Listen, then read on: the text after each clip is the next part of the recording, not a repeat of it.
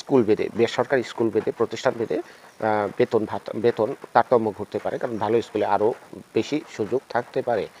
এটি নির্ভর করে স্কুল কর্তৃপক্ষের নীতিমালা এবং আর্থিক সামর্থ্যের উপর।